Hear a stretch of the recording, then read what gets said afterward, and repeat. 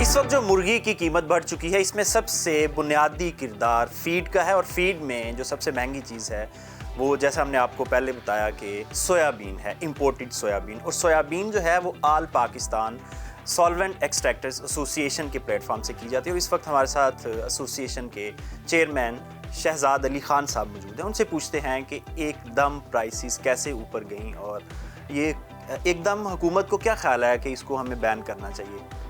بسم اللہ الرحمن الرحیم. میرا خیال ہے آپ نے آج مہنگائی کے حوالے سے اور کچن میں جو چیزیں استعمال ہوتی ہیں اس میں سب سے زیادہ جو کاسٹ ہے وہ مرغی کی ہوتی ہے. دیکھیں اکتوبر 2022 تک الحمدللہ جو پاکستان میں مرغی کی پیداوار تھی وہ ایک انٹرنیشنل سٹینڈرڈ کے مطابق تھی، اور آپ باقی چیزوں سے اس کا 10 سال کا کمپیریزن کریں تو مرغی کی قیمت جو ہے وہ بہت کم بڑھی ہوگی. ہوا یہ کہ اکتوبر میں ہمارے محترم طارق بشیر چیمہ صاحب جو وزیر ہیں نیشنل فوڈ سیکیورٹی کے، ان کو خیال آیا کہ یہ تو کام جو ہے یہ خطرناک ہے اور دنیا ساری مر گئی ہے، سوائے پاکستان کے لوگوں کو انہوں نے بچانا تھا. اور انہوں نے سویابین کے اور کنولا کے جو جہاز آئے ہوئے تھے بندرگاہوں پہ وہ روک دیے اور کہا کہ یہ جی ایم او ہے. جبکہ پچھلے 15 سال سے متواتر یہ سویابین بھی اور کنولا بھی پاکستان میں امپورٹ ہو رہا تھا، اور سویابین امپورٹ کا راستہ بھی حکومت پاکستان نے خود کھولا تھا. پہلے امپورٹ جو تھی وہ ٹی سی پی کے ذریعے حکومت پاکستان نے سویابین کی تھی. بہرحال وہ جھگڑا کافی عرصہ چلا جس کی وجہ سے جہاز بندرگاہوں پہ کھڑے رہے، 12 جہاز جن کی مالیت تقریباً $550 ملین تھی.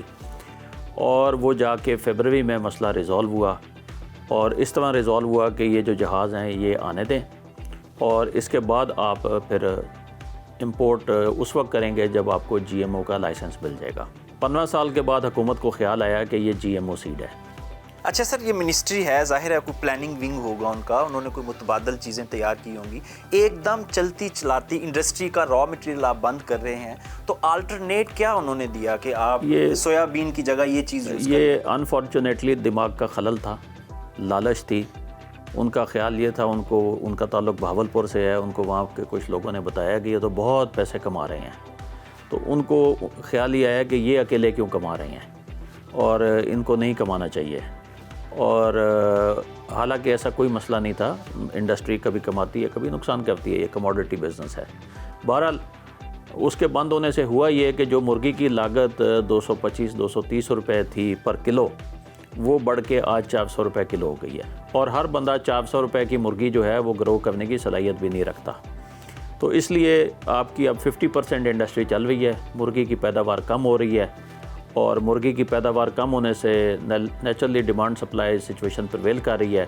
اگر حکومت کی طرف سے پرمیشن نہ ملی تو انڈسٹری کو کتنا بڑا نقصان ہو سکتا ہے؟ سر انڈسٹری کو کوئی نقصان نہیں ہوگا، انڈسٹری کو فائدہ ہوگا، کیونکہ جس چیز پہ آپ پابندی لگا دیں اس کی قیمت اوپر چلی جاتی ہے، اور جب قیمت اوپر چلی جائے تو نیچرلی جو مڈل مین ہے، جو انڈسٹری ہے، وہ کماتی ہے اور پوری قوم اس کی قیمت ادا کرتی ہے.